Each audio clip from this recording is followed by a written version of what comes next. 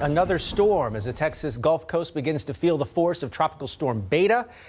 Residents are hoping for the best. Port O'Connor has already seen some flooding in parts of the community today as the storm makes its way inland. The night team Stephen Cavazos was there today and spoke with some people who are bracing for the unknown. Preparing for storms has become routine for residents here in Port O'Connor, but part-time resident David Rogers isn't too concerned with the damage Tropical Storm Beta could bring. Well, it's going to cause it somewhere on the coast, and I've never lived over a few blocks away from water in my life. Rogers says he's prepared, but tells us he's weathered bigger storms and hurricanes in his lifetime. I don't see this as a big risk at all. The tropical storm causing a stir up in the ocean as water makes its way inland, consuming parts of the beach here in Port O'Connor. Other parts of the community also seen flooding. We spoke to resident Cindy Hansen earlier Sunday. That's what you see typically as the tides start to rise, and that's your first sign that you're getting a storm. Her home sits along the waterfront. It's where she and her husband have lived for almost 10 years. She says many of her neighbors left. The couple planned to hunker down, but Hansen says plans could always change. We would not stay if it was really bad. We wouldn't. We would leave. We also met John Casey and his wife. Casey says Beta isn't enough to scare him away. I would leave, but there's a lot of people that says they're not going to. But Casey says residents are here for one another. Well, that's what we do around here. We look out for one another. Now, these residents don't believe that Beta is going to cause much damage here in the area, but many say that the coastal community has seen worse in its lifetime. Several referenced Hurricane Carla from back in 1961, which caused damage to several homes and businesses. However, residents say they still plan to take Beta seriously. Reporting here in Port O'Connor, Stephen Cavazos, KSAT 12 News. We want to make sure that we have all of our people counted for. Carmen and Griselda Gauthier say the U.S. Census helps the foundation the community is built on. We want to make sure our children have the best opportunity and have, the most resources. Counting for the census began in March, but efforts to get residents counted are still happening. The Dream Big Scholarship Fund held a drive-through movie-style comedy show at the AT&T Center, complete with food trucks,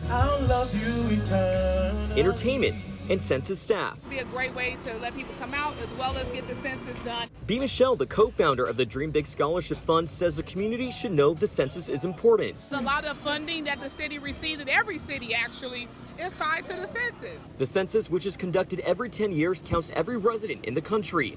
The data affects the number of seats each state has in the U.S. House of Representatives, along with state and federal funding. Census staff went from vehicle to vehicle, asking residents if they've been counted. Those who already filled out the form understand the weight it carries. It's more important for our black and brown individuals because, again, we get left out, and people don't often see us as an equal, and we are. She believes it's just one step in creating a better community. If we count ourselves, in the census, a lot of open the doors for us to be able to do that.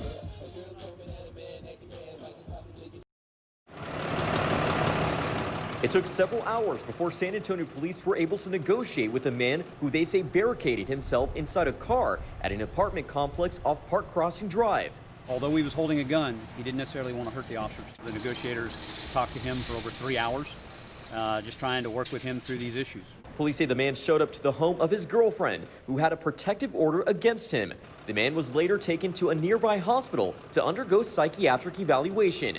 Captain Hightower with SAPD says officers must quickly decide how to respond to these types of calls. They have to be able to determine whether or not we're dealing with a mental health issue or we're dealing with somebody who is potentially homicidal. Last week, the department changed its policies on how officers respond to mental health calls. Here are just some of the new protocols. If a mental health call exists, a supervisor will be dispatched to the scene. A mental health team will respond to the location if needed, and officers will not approach the person in crisis unless the person makes contact with them. De-escalation starts with a sense of calmness rather than force. Dr. Harry Croft is a local psychiatrist. Croft says de-escalation is dependent on the situation, especially if the person may want to harm others. The situation may be so critical because of the threat to others. He says it's important officers are trained to handle these types of calls and that people know when to reach out for help.